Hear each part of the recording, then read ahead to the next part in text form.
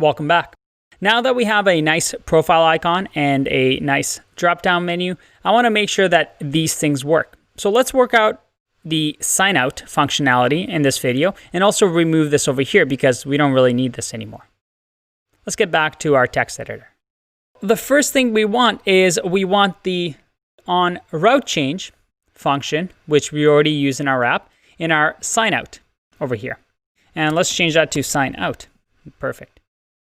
And in here, if we go back to our navigation, we see that all these routes have the on route change prop that we receive from the app. And that simply changes routing for us. Let's grab the on route change, assume that we get that as props. We'll work on that in a bit. And say that this dot props, or we have to actually have an onClick function. And this onClick function is going to have the this.props.onRouteChange called with the sign out call because we want to sign out. And we also need to actually pass this prop now. So let's go back to our navigation. And in here, we can actually change this up. We can completely remove the text that said sign out because we don't need it anymore. But we do want the on route change function to work here. So let's just pass down the on route change down to profile icon because we already have access to that in navigation, and just completely erase this p tag. Let me save, go back. Oh boy. And we have a bit of an issue here. And that is because if we go to our profile icon, well, I can't just call this inside of the function. I have to, or inside of the onClick, I have to actually assign it the function so that when onClick happens, the function runs, not just immediately running it. All right, let's save that. Go back. Click on this. All right, perfect. If I click sign out, look at that. I'm signed out. That's awesome. Now there's a few things that I'm noticing here. One is that, my drop-down menu is a little bit off here. We need to adjust some CSS. And also, when I sign out, I don't want to go to the register page. I want to go to the sign-in page. Let's fix that. First, what we want to do is if we go to app.js, let's see if I can find it.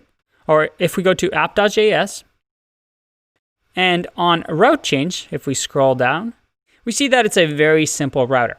When we sign out, we set state to initial state, in which case that is our sign out, or in our case, it's the home, which we're changing just for the development purposes.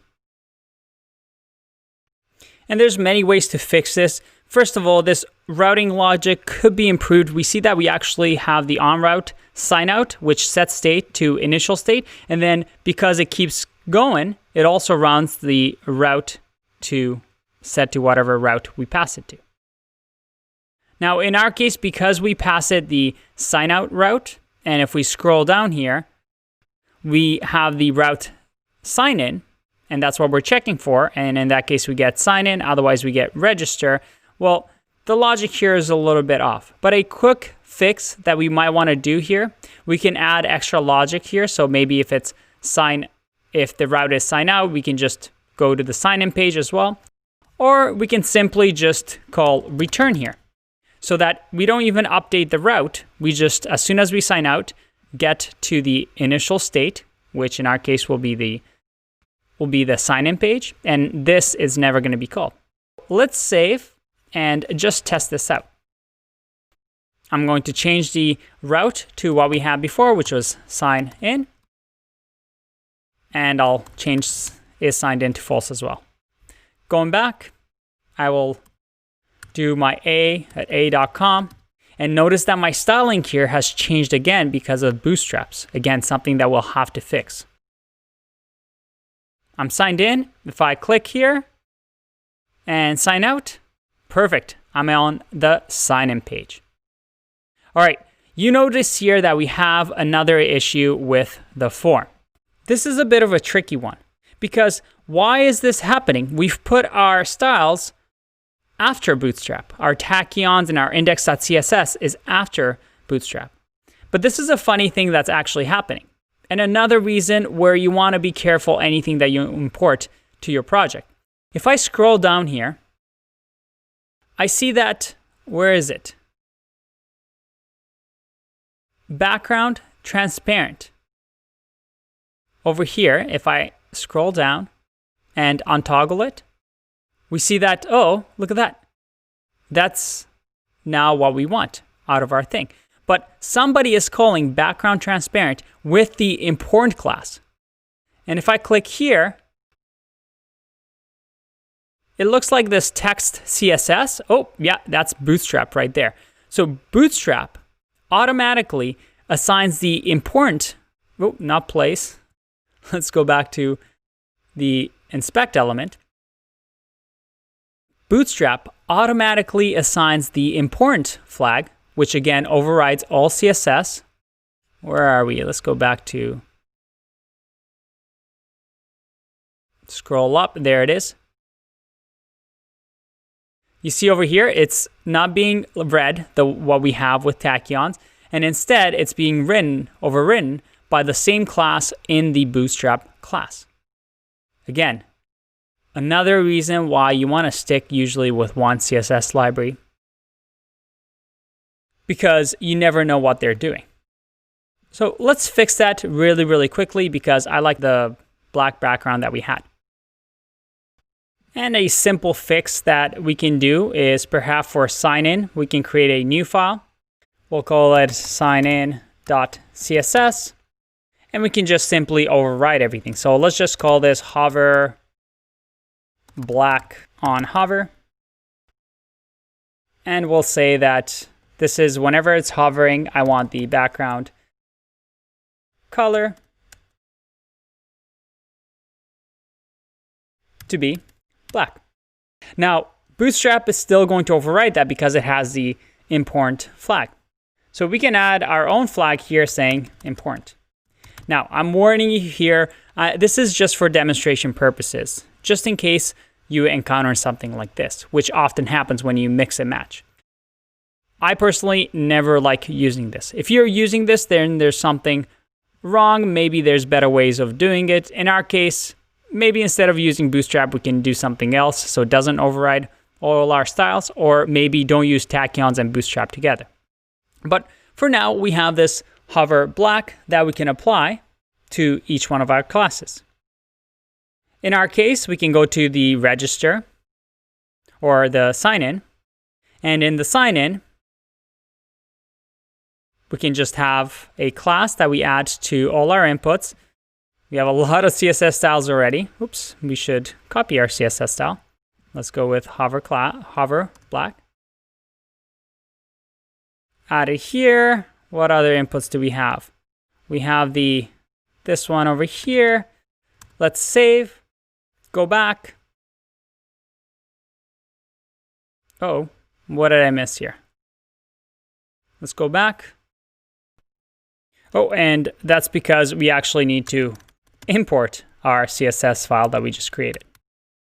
So again, we'll just do signin.css. So let's test that out. Go back. Look at that. We have our background all set. We can do probably the same thing for register. We see that that's still being affected, but that's something that you can do on your own time. We have overridden our styles. All right, so now that we got this all figured out, let's go back to, let's clean this up a bit. I'm going to app.js. I'm going to close some of these tabs. And go to our home, and it's signed in to true, just so we can play around with this. If I go back, there we go. I think the one last fix we want to do is this positioning of the box. Let's fix that. And that's actually a nice little fix that we can do. Again, if we go to profile, Luckily for us, with the drop-down menu, there's a attribute that we can use. Again, if we go back to our React strap, we have the, let's see, the position that is up, down, left, right. And you can see over here that you can align things based on how you want them to be. In our case, we want to use the right attribute. So I can just go back here, and just to stay consistent for classes, let's keep double quotes just like we have over here, even though you can use both. And let's just add the right attribute here that comes with React strap. If I go back, all right, we got everything nice and working.